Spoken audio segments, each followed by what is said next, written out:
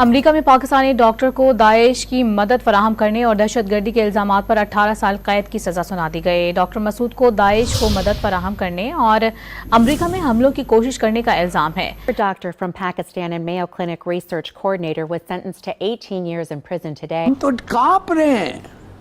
सही बात। और क्या होगा?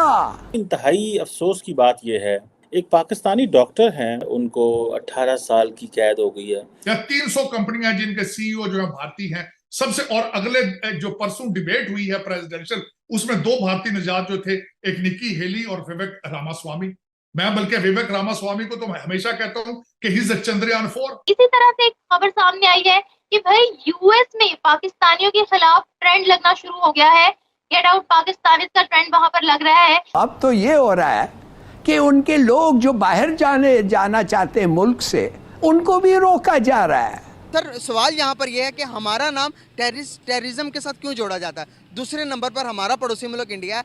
अभी उनका इंडियन ओरिजिन आने वाले टाइम के अंदर अमेरिका के प्रेसिडेंट बनेंगे।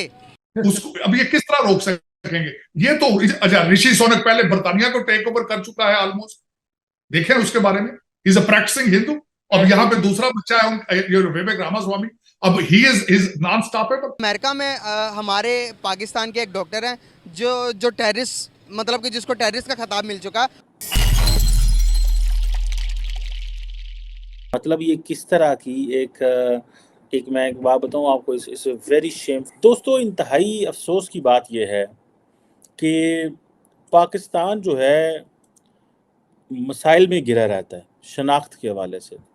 एक पाकिस्तानी डॉक्टर हैं जिनको अमेरिका में, जिनका नाम मोहम्मद मसूद है, उम्र उनकी 31 साल है, एक लाइसेंस्ड मेडिकल डॉक्टर हैं अमेरिका के अंदर, पाकिस्तान के अंदर, और उनको जॉब मिली मिनेसोटा में एक, और H1B वीज़े पे थे वो, ठीक है जी।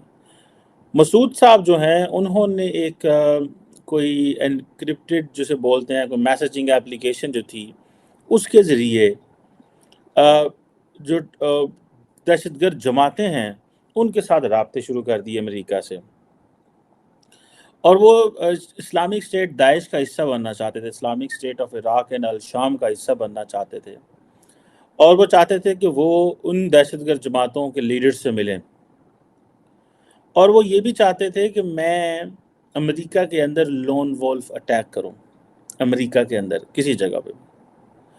और मसूद जो है वो चाहते थे कि उन्होंने एक टिकट ली जहाज़ की फरवरी 2020 में, कोविड का ज़माना था, और वो चले गए शिकागो जो से वो अम्मान जॉर्डन चले गए, और वहाँ से उन्होंने शाम जाना था, लेकिन शाम के जो बॉर्डर हैं वो बंद हो गए कोविड की वजह से, पेंडेमिक कोरोना वायरस की वजह से।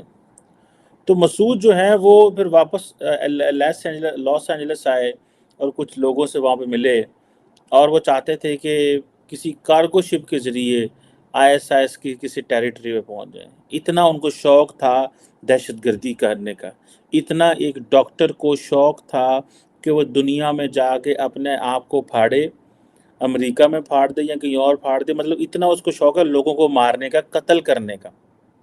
ये कौन सी दुनिया की तालीम है? ये कौन से दुनिया की MBBS है जो ये आपको ये कहते हैं कि लोगों ने जाके हाथी पाया तो मारो ना।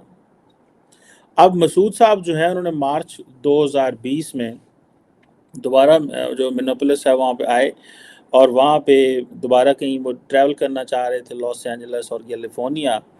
वहाँ पे आई थिंक मेरा ख्याल है FBI की जो जॉइंट टेररिज्म टास्क फोर्स है, उन्होंने उसको पकड़ लिया, और मसूद को ये 16 अगस्त 2022 को जो है वो सज़ा दी गई, उसको ये करार दिया गया कि वो गिल्टी है, और अभी मेरा ख्याल है उनको 18 साल की कैद हो गई है।